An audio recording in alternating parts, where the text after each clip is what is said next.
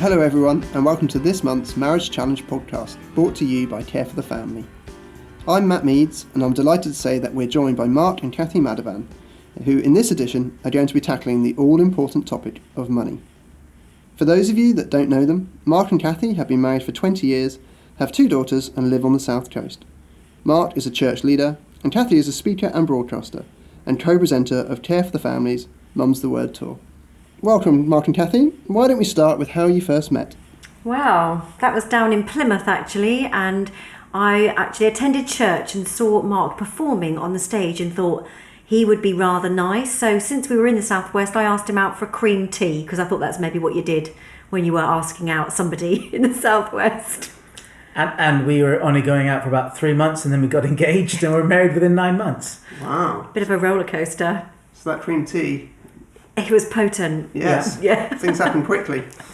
Fantastic. Okay, well, before we get into the main subject today, we'll do a quick Mr. and Mrs. like we like to do every month. Cathy, why don't we go first? So we asked Mark this question. Okay. If Mark and you could go on holiday tomorrow, where in the world would he go? There's 3 options. Yeah. So would it be A, the United States of America? Yeah. B, New Zealand? Ooh. Or C, Sri Lanka? Now, Sri Lanka is a trick one because he knows that I'd really like to go there because that's his parental background, but he's not that fascinated. We love the States, but I think you'd love to see New Zealand. I think New Zealand. Yeah, there, she got it right, you see. You did, didn't you, Mark? I Okay, know. well done, Cathy. 1 point. Okay. Oh, no, that's pressure now, isn't it? Okay. Yes, bring it on. Okay. Can you even things up, Mark? Let's see. Okay, so we asked Cathy a very deep, profound question, which was, if Cathy asked you to make her favourite sandwich, would it be a tuna sandwich, a chicken and stuffing sandwich, or a cheese and pickle sandwich? I'm going to go for chicken and stuffing. Cathy, is that the right answer? No, I'm afraid it's not. Isn't it? I do love chicken and stuffing, but it would be tuna. Really? I was going to say you'd just be grateful if I made you a sandwich. That is also, that's option D, and that would be right. Let's get on with the subject of today's podcast, and that subject is money. We know it's a topic for some couples that can be particularly tricky. Why do you guys think that is? I think one of the main reasons people end up having a really difficult time over money is because it causes just such a lot of worry in people's lives. You know, houses are expensive, rent's expensive, money, food's expensive, and when you're starting off in a marriage particularly, there's often not a lot of money to go around, and it can cause a huge amount of stress. And you come with all this baggage from how your parents have handled their money, and you may have great skills, you may not, and actually you might not even see it as a skill. You might take it really personally. If you're talking about money and how each other handle it, you might think, well, hang on a minute, don't tell me I'm no good with money, when really it's not about you personally, it's about your skills, and that can sometimes end up being a row over the wrong thing, really. Mark, you're a saver, and Cathy, you're more of a spender. How did you kind of work that out at the start of your marriage? Well, I am more of a saver, but I'm actually more of a non-spender. I just don't. So Christmas is a great time where they ask me what I want for Christmas. I'm quite happy with nothing really. But I do like saving. But how we work that out is, early days when we first got married, we had no money. We had absolutely nothing. So whenever Cathy wanted to buy something, my argument was saying we can't afford it, and we'd have to sort of talk that through to say, well, what could we afford and what couldn't we afford, and the best way of doing that was to write it down to see what money we had, whether we could afford something or not. And we did write down everything, didn't we? Oh, everything. We just wrote down everything we spent, and actually I'm really glad we were forced to do that, because that has really helped us. We're not rich now, but it's given us a real awareness of where our money goes, and you know, it means we think a little bit maybe before we spend. When we first got married, I said we had to keep an eye on all the money we had. When we went, a McDonald's Sunday was our monthly treat. As I think 79p then or something. It really we had to budget for it, and that was a treat. We can afford it. But we had no money, so it was very hard to be frivolous. And we've always tried to avoid debt as well. We just didn't want to spend money we didn't have. So we've researched the living daylights out of everything we've bought. Not McDonald's Sundays. No, not McDonald's Sundays. Although Although they're worth researching, and other Sundays are available. But if you're buying anything, like whether it's a washing machine or a kettle, we've not got a lot of money to spend, so we want to get the best deal, the best bargain. And actually, that's been fun. It's meant that we felt like we've done the best we can with the money that we've had, and we've turned it into a bit of a challenge rather than something to get depressed about. And obviously now, as the years go by, that you would have gone through different times of having a bit more and a bit less, possibly times where you've both been working or one of you's not been working, earning different amounts. How have you kind of worked through that in your marriage? I think those have been real challenges. When Mark was at college and I was earning, perhaps I felt for a minute, oh, well, if I'm earning more money, then I should be able to make more decisions. And, we had to have a real big talk about that, because Mark said, well, if that's true, then when you have children in the future, if I'm earning more money for a while, you won't be so happy if you aren't able to make decisions then about it. So we had to kind of decide that all of our money was our money. And so we always have joint accounts? We have had. I mean, that's worked for us. Yes, it has. And it's just meant that we've said right from, that point when it was a bit of a sticky subject for us, really, that all of our money has to be our money. We need to learn to trust each other, to make right decisions, not to spend perhaps over a certain amount without chatting to the other person, and that it doesn't matter who's earning the most at that moment. We're not less valuable because we're earning less. So we had to kind of support each other during those times where one is earning more than the other. And sometimes you do feel, well, especially when I've been at home with the kids and earning less, you do sometimes feel that you're a bit disempowered by that maybe you're not contributing, and you'd like to have more money, you'd like to be able to do more things, but there is a sense in which you have to think, well, no, I value what I'm doing now, and we're both going to support each other in that. But I mean, it would be untrue to say there haven't been times where that's been a bit of a challenging conversation. I think there's other sort of challenging conversations when you see other friends, especially when they spend more and they get a new this or a new that, and we can't afford that.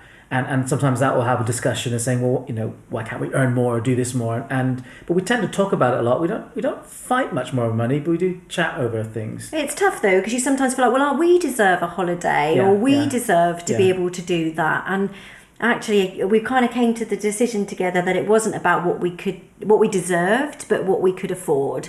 And it wasn't worth getting into destructive debt over. So, and it's amazing what you can do, if you really put your mind to it, house swaps or different things. And we kind of stuck that principle down, didn't we then? Yeah, we have.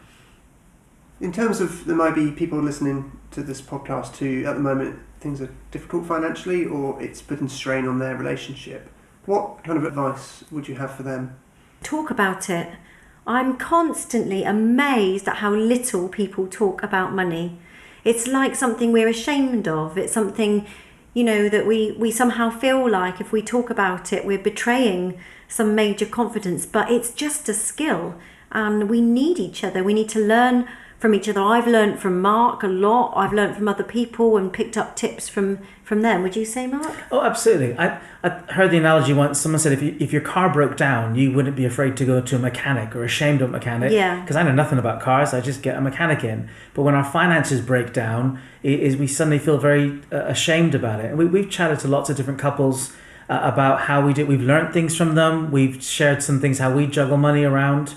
It is talking and helping each other, really. But when it comes to debt, when folks are in a lot of debt, that's when I think the worry level goes up and the stress, and you lose sleep and everything. And often we want to hide it because it's a very shameful thing, many people feel, but it is about talking, finding a safe place who can help you just to remanage your money a little bit and rebudget things out. But often we need help for that, because these aren't natural skills that we have. They're things that we learn, like most things in life. So as a couple, what kind of conversations, when it comes to money, have you found helpful? Well, the helpful conversations are not the ones when we're cross and feeling defensive, which have happened. I think the helpful ones are more when we sit down and decide, okay, what matters to us as a couple, as a family?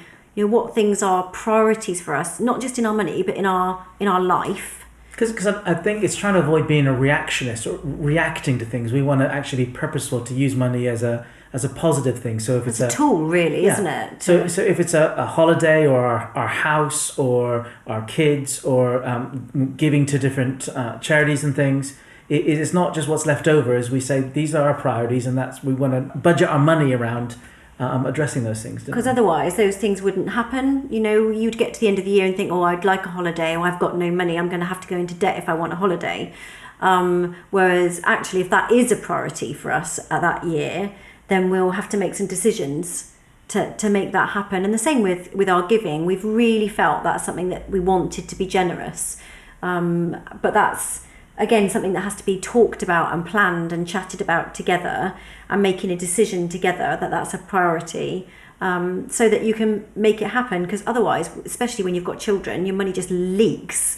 So, another trumpet lesson or a kid's trip at school, and you've got to make those decisions, really. And we also budget some flexibility in there as well. So it's not that every single thing is budgeted down to the pennies. There are some parameters that if all of a sudden you find something on sale.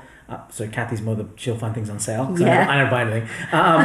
But it is actually, there's some parameters that Cathy knows that she can buy that, and that's going to be within our monthly budget quite easily, and she's happy with that. Where if it's a larger purchase, then she just may say, I really want to get this. Are we okay with that? And because we regularly chat about it, then it's quite easy to say yes or no. And sometimes Mark will say, well, yeah, not if you want to do this next month. If you do still want to do that, then actually no, that's not. And I'll throw a bit of a strop and then calm down and realise that he's probably right. And, we'll work it out. So every episode we ask our guest couple to give us a marriage challenge that we can put into practice over the next month.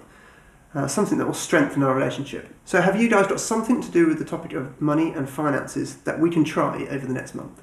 My challenge would be that if you are able to, without being defensive and without feeling awkward about it, just try and have a really positive conversation together about how you handle your money, and it's not a problem if one of you spends more and one of you saves more. There are strengths to both, there are weaknesses to both. So try and have a judgment-free conversation about your attitudes to your money and how you think you're doing with your money. Is it going well for you at the moment? Is there some concerns? Is there something you would like to do differently or to save for in the future? Just have a more general chat about how you're doing with your money. Maybe that would be mine. And actually, part of that is just what are our priorities as a couple? What do we think is really important to spend our money on? But there's a real practical thing is doing a budget, which I know to some is a swear word, and to some is yippee. But a budget doesn't have to be that complicated. It's just working out what money do you get in each month, and how much do you spend each month, and trying to make them match.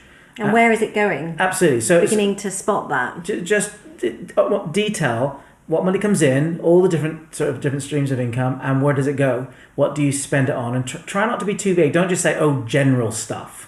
It's trying to be a little bit more specific and write it down. I know it's a bit scary, but once you do it, it is so, so helpful to then put in some of those priorities. And if you really value something, then you can actually jiggle your money around knowledgeably, as opposed to just hoping and guessing. Great, well that's a conversation that we can all try and have this month, something to look forward to. So that's the end of the podcast. We hope that you will join in the challenge and try it at home this month. Do drop by the Care for the Family Facebook page and let us know how you get on. If you've got any useful tips or comments around this topic, please do share them with us, and thank you to all of you who have been posting comments and questions. That's all for this episode. It just leaves me to say a huge thank you to Mark and Cathy, and we look forward to tackling another marriage challenge next time, so we'll see you soon. Goodbye. You have been listening to the Marriage Challenge podcast. For further information about our courses, resources and events, visit us at www.careforthefamily.org.uk.